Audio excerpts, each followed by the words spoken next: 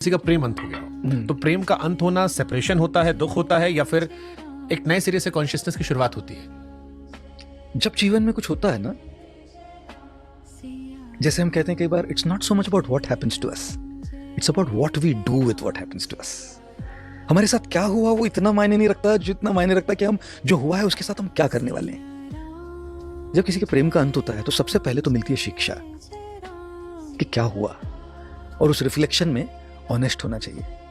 दूसरों पर केवल आरोप लिखकर नहीं चलता, हमारी ओर से भी तो कुछ गलतियां हुई होंगी। 100%। एक हाथ से तो ताली नहीं बजती ना साहब। तो दूसरों के हाथ को गाली देना आसान है, लेकिन खुद के हाथ पे तो जिम्मेदारी लेना बहुत जरूरी है, और वही लोग नहीं करते।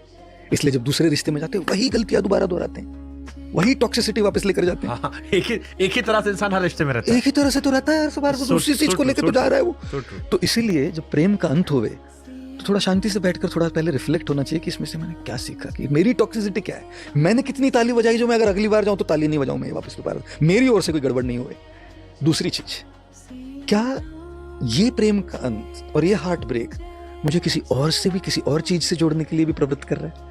हो सकता है मेरा काम हो जिसमें मुझे ज्यादा समर्पण देना चाहिए, इस दौर में मेरे लिए ये ज्यादा मायने रखता है। हो सकता है भगवान वो वाला दरवाजा खोल रहे हैं आपको ये दरवाजा बंद करके, ताकि आप इस दरवाजे से ऊपर चले जाओ अंदर।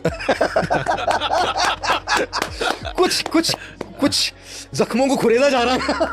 See, but when you look back, you realize this. Absolutely. ईश्वर ने इसीलिए किया था, ये दरवाजा खोलना था आपके लिए। ईश्वर ने किया हो ना किया हो, हमको तो उस दृष्टि से देखना चाहिए। हाँ, कि वो अगर वो बंद हो गया इसका मतलब कोई और दरवाजा खुल रहा है। वो रिश्ते का खुलना है जरूरी नहीं, रिश्ते का है तो उसको निभाइएगा। बट कई बार रास्ता एक कहीं से होकर ही गुजरता है। पर होकर गुजरता है, तो इसलिए ऐसी परिस्थिति में अपने ग्रोथ के लिए क्या है ये देखना।